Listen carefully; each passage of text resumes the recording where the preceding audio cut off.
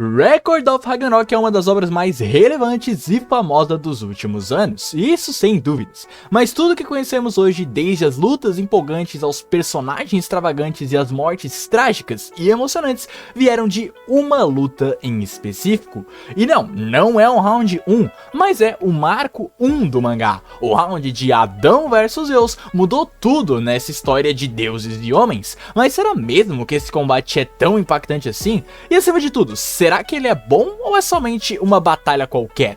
É o que veremos hoje nessa análise completa para entender por que Adão vs Zeus marcou tanto esse mangá, marcou tanto você como leitor e como ele mudou tudo que conhecemos. Então vem comigo. Como sempre, analisaremos os 3 pontos essenciais, que é a arte, a narrativa e os personagens. Assim poderemos descobrir qual foi o motivo do Round 2 e especialmente o Adão terem se tornado tão relevantes para o mangá e para a comunidade de animes no geral. Então se você também tá curioso, vamos fazer um acordo. Ao invés de ficar me ouvindo, te pedir para se inscrever, que nem todo youtuber aqui no começo, vê o vídeo até o final e caso eu tenha te convencido dos motivos narrativos de por que essa luta é tão marcante e por que o Adão em específico é tão memorável, aí você se inscreve, ok? Então, tá combinado? Vem comigo pra análise. Arte! No meu vídeo de análise do Round 1, eu comentei muito do traço do mangá que claramente mudou. Hoje temos um traço muito diferente do começo, tanto pela mudança e evolução do traço dos artistas, quanto pelo incremento de novos membros e assistentes nesse grupo artístico, que é o conjunto Ajishika, que são os responsáveis pela arte de Shumatsu. E no Round 2 ainda temos esse quê, né, do tradicional traço original de Shumatsu, muito mais redondo e abstrato, né, bastante artístico, sem os contornos brancos para destacar que são tão comuns hoje em dia, e com o uso de preto e branco ainda bastante forte, apesar de não ser tão forte quanto no Round 1 na minha opinião. Outra coisa que comentei que tinha no Round 1 e se mantém aqui é a brutalidade. Hoje eu sinto que o mangá de Shumatsu, apesar de ser um seinen, acabou perdendo bastante da brutalidade e impacto visual que tinha no começo do mangá. Nessa luta vemos, por exemplo, o Zeus pisando na cabeça do Cronos e os seus olhos estourando pra fora. Hoje a gente nunca veria isso, né? A gente veria o Cronos sumindo em pó verde ou qualquer coisa do tipo. Além disso, as caretas dos personagens, tanto do Zeus quanto do Adão, são muito marcantes e divertidas. Adão com a sua cara neutra, sem emoção, como sempre, que apesar de não demonstrar emoção, diz muito sobre o personagem e a sua índole pacífica, calma e tranquilo, e o Zeus nem se fala, né? As caretas e bocas dele são muito engraçadas e divertidas. Eu tinha me esquecido do quão divertido que é o personagem do Zeus nesse começo do mangá, fazendo entrada ao som de violino, fazendo careta de prazer quando toma golpe, enfim, é um personagem divertidíssimo. Uma pena que esses traços acabaram se perdendo com o tempo e o Zeus acabou só virando um velho quieto com o passar do mangá, é uma pena mesmo. Falando do combate dos dois, o Round 2 infelizmente carece bastante de uma luta mais inventiva e criativa. No geral, Adão e Zeus apenas trocam socos em formas de spams rápidos e fica por isso. E os raros momentos que a gente tem uma coreografia melhor, vem de golpes mais esparsos dos Zeus, como por exemplo o machado de vidro. Mas eu acho até compreensível, visto o tamanho bem curtinho da luta, coisa que a gente vai falar mais à frente. E já que estamos falando de combate, eu tenho que falar sobre o soco inglês do Adão, que sim, pode ter as suas críticas, já vou falar sobre isso também, mas convenhamos aqui, é uma arma extremamente criativa. Como a gente tá super habituado com o personagem do Adão, às vezes a gente esquece que ele tem essa arma, indicando o Adão a obtém, mas ter um soco inglês como arma, ainda mais sendo portado pelo primeiro homem da humanidade, que é o Adão, é realmente algo muito criativo e inusitado. Isso é um dos grandes elementos de Shumatsu, essa criatividade em combinar elementos surpreendentes. Quem que ia imaginar ler um mangá do primeiro pai da humanidade, Adão, enfrentando os deus, né, o deus grego dos raios, com um soco inglês. Mas esse soco inglês e muitas outras coisas além dele vão ser comentadas aqui no vídeo. Então agora se prepara pra gente ver por que o Round 2 é tão marcante no ponto de narrativa. Já que estamos falando do soco inglês, vamos falar dele, a arma do Adão, que apesar de muito criativa, não faz nada, algo que poderia ser um alvo de crítica de muitos. E realmente, se a gente pegar o conceito da arma de Chekhov, que diz que um elemento introduzido na narrativa deve ser utilizado para influenciá-la, poderíamos ver como o soco inglês do Adão é inútil, ao menos no conceito de batalha, isso eu concordo.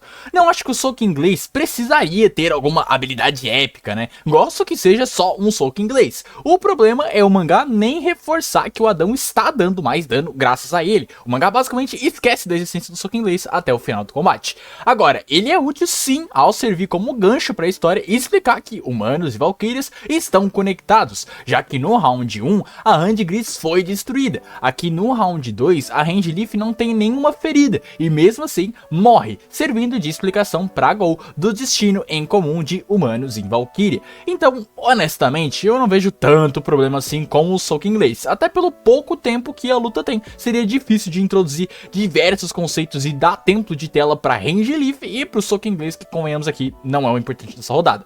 Esse round se resolve em basicamente 6 capítulos, com apenas 3 deles sendo focados em luta. É muito pouco tempo, pois assim como no round 1, o round 2 também estava no começo do mangá, onde o ritmo deveria ser mais acelerado para ter, né, aquele impacto de leitura.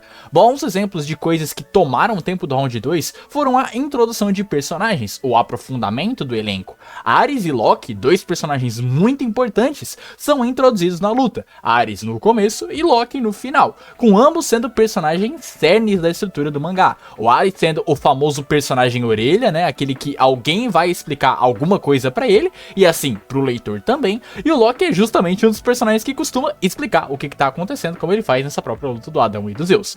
Além disso, essa luta tem um ritmo muito frenético e bem orquestrado, que compensa parcialmente a falta de coreografia que comentamos anteriormente. Ela começa no capítulo 9, onde a gente vê vários timers de tempo ali dos ataques dos Zeus, um recurso bem colocado, pois ele vai culminar no soco que ultrapassa o tempo dos Zeus, onde o mangá usa esse recurso de timer que apresentou para fazer ele parar ou sair ali da borda do mangá, deixando claro que o Zeus parou o tempo. É como eu falo, não basta fazer o impacto da escrita, né, dizer que o Zeus parou o tempo, o impacto visual também é essencial, e nesse caso foi ótimo. O timer saindo da barra do mangá e as cores do mangá se invertendo são ótimos recursos de impacto também. Inclusive também é uma ótima a virada de página que segue essa construção, onde o Adão reflete o punho que ultrapassa o tempo na cara dos Zeus. O mangá inicialmente mostra só um painel com o sangue voando, deixando ali um mistério do que aconteceu, mas quando viramos a página, Zeus tá com o pescoço virado. A construção com o uso de tons invertidos, dos painéis repetidos para simbolizar, né, o tempo parado, o timer estendido que eu já comentei antes, a virada de página repentina e surpreendente,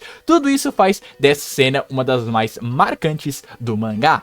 Ela é especialmente efetiva, pois vemos Adão copiar tudo que o Zeus lançou anteriormente, mas contra um ataque que para o tempo, que teve um flashback para contextualizar ele, algo que vai além da mera velocidade, o mangá cria uma certa dúvida se o Adão conseguiria copiar esse golpe, né? Gera uma expectativa pro leitor ver qual que é a grande arma secreta dos Zeus, o que gera esse choque repentino e a empolgação imediata no leitor ao ver que sim, o Adão consegue copiar até mesmo esse golpe. Um outro exemplo de cena de impacto bem construída é quando o Adão levanta a guarda pra ver, né, a forma damas ali. Em toda a luta o Adão se mantém extremamente calmo sem levantar a guarda nem nada, o que faz com que quando ele de fato levante a guarda por conta própria, por vontade própria, gere um momento bem impactante pro leitor.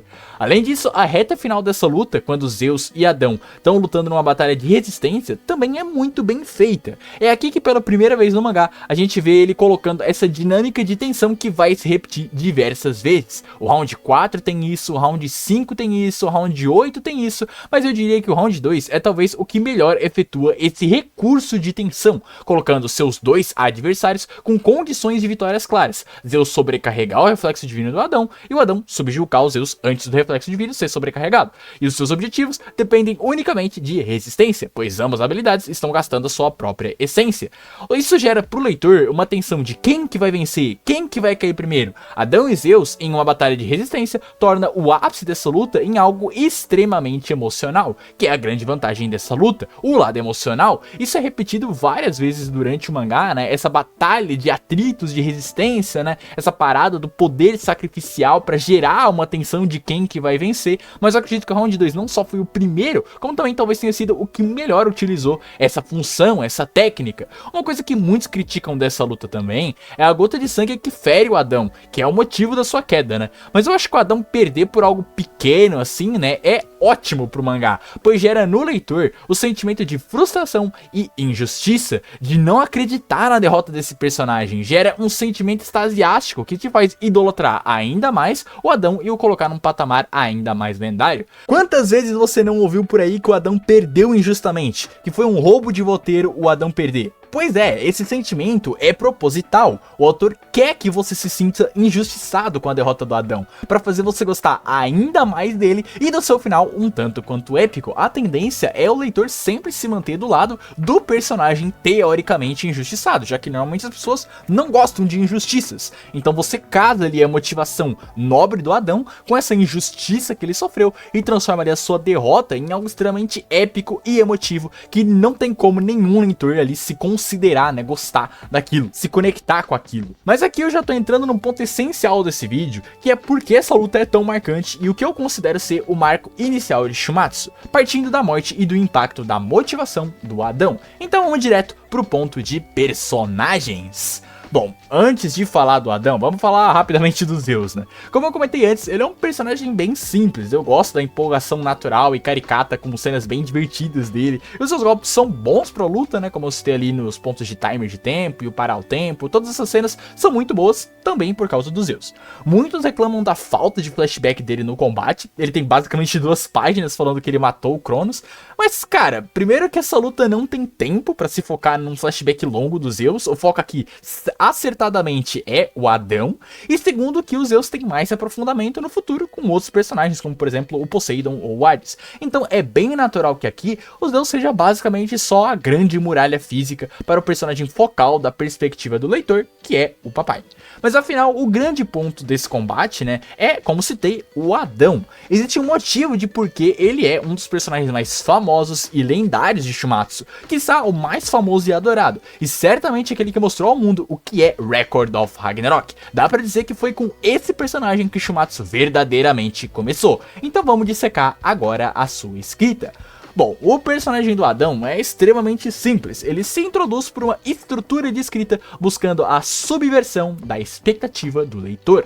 Quando ele é introduzido, o Adão é dito pela Brunilde como o homem que mais odeia os deuses, e o leitor, sabendo do passado do Adão como alguém que foi expulso do paraíso na Bíblia, espera que o Adão guarde ódio enorme por esses deuses. Após isso, tanto Heidel quanto novamente a Brunilde, quanto os Zeus, relembram esse fator de suposto ódio dos deuses. E para fechar tudo, a gente vê o flashback do Adão, com a Eva sendo injustamente acusada pelo Tribunal Divino e ambos saindo de lá, com o mangá implicando então um motivo forte de rancor pro Adão.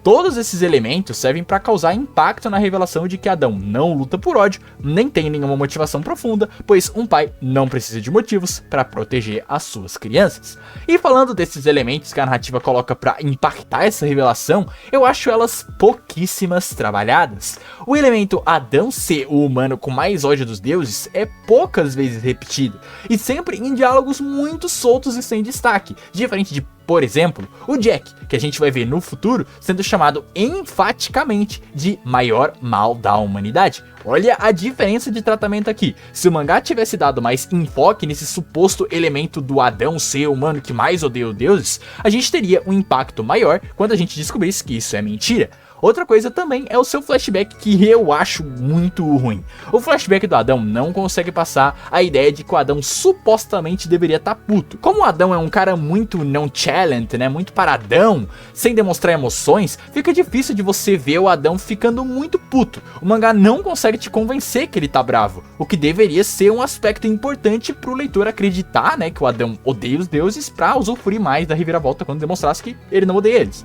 Além disso, os fatores que deveriam causar injustiça no flashback, como a serpente mordendo a maçã e o júri acreditando nela e não na Eva, mesmo evidentemente tendo sido a serpente, o fato de que 99,99% dos casos são a favor dos deuses, e até o fato de que a Eva é abusada pela serpente, são todos fatores que o flashback não consegue dar peso nenhum pro leitor.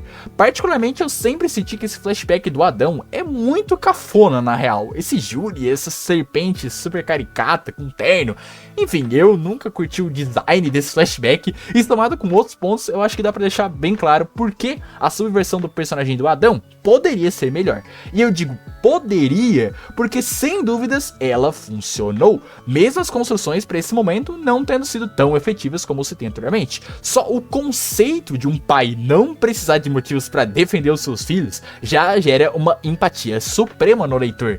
Essa cena de revelação do Adão é extremamente forte e apenas ela, uma única página, sumariza completamente o personagem dele. Além disso, suas motivações são extremamente empáticas. Quem não tem um pai, né? E se você, leitor, for um pai, é capaz de se ver ainda mais no personagem do Adão. Um amor que não existe limites, nem motivos, não é algo complexo, é absurdamente simples e com motivo, tornando essa uma das mensagens mais emblemáticas do mangá. Some isso com toda a construção após a revelação, com Adão superando seus limites e indo contra a sobrecarga dos seus olhos para vencer, com a humanidade torcendo por ele enquanto seus filhos oram nervosos por sua vitória. Tudo nessa reta final eleva o personagem como o símbolo máximo de determinação.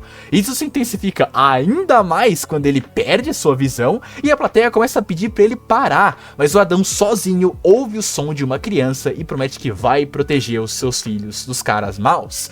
Ou seja, o mangá não só faz o básico ali com a cena da revelação da motivação do Adão, ele constantemente, no intervalo de apenas 2 capítulos, dobra a aposta, aumentando os riscos e a emoção desse personagem ao máximo, transformando ele num verdadeiro épico que culmina com uma morte lendária.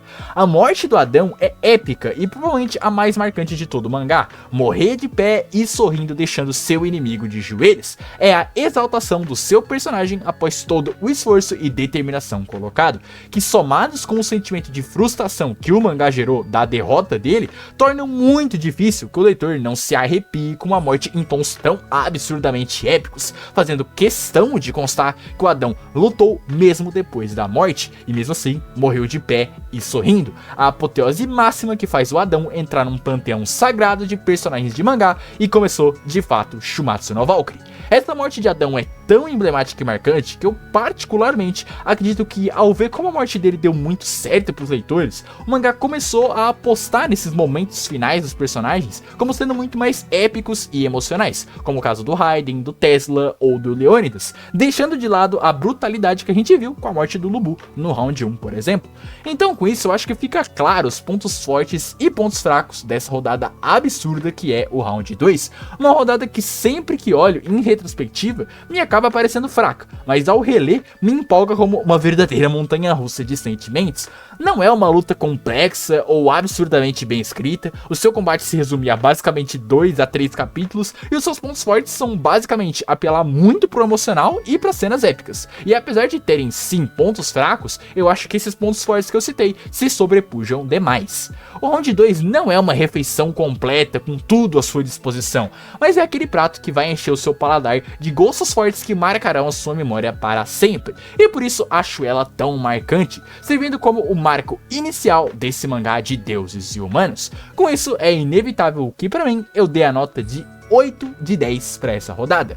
Além disso, tô deixando aí na tela a ordem dos melhores capítulos desse combate, como é de praxe nessa série de vídeos. Falando rapidamente deles, os capítulos 7 e 9 são a entrada de Adão e Zeus, então não tem muita coisa interessante. O capítulo 11 é basicamente só a transformação dos Zeus, é legal, mas não tem nenhum momento muito absurdo. O capítulo 10 tem a cena emblemática da motivação do Adão, mas tem o flashback fraco dele também, então fica abaixo do capítulo 9, que é o início da luta do Adão e dos Zeus, com Adão refletindo os golpes e terminando em altíssimo tom, com reflexo do Put, né? E o capítulo 12, o melhor capítulo da luta, é o que conclui o combate dos dois com a queda e morte definitiva do Adão, que não sei vocês, mas eu acho que briga facilmente como top 3 melhores capítulos de todo o mangá, sem zoeira. Esse capítulo é muito bom. E opa, o vídeo ficou bem maior do que eu imaginava, mas no final eu acho que eu consegui fazer um ótimo estudo de personagem do nosso grande Adão, o trunfo dessa luta, além dos simpáticos Zeus, é claro, não tem como esquecer dele, né?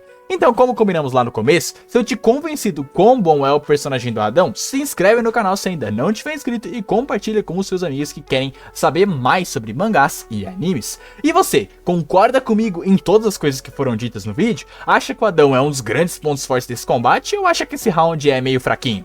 E não podemos esquecer que temos em sequência outro round que eu particularmente acho muito emocionante, que é o round 3 com Sasaki e Poseidon. Uma luta com um resultado extremamente óbvio, mas que pode surpreender vocês na minha futura análise pelos seus pontos fortes e também pelos seus pontos fracos. Então se inscreve para receber esse vídeo quando ele sair.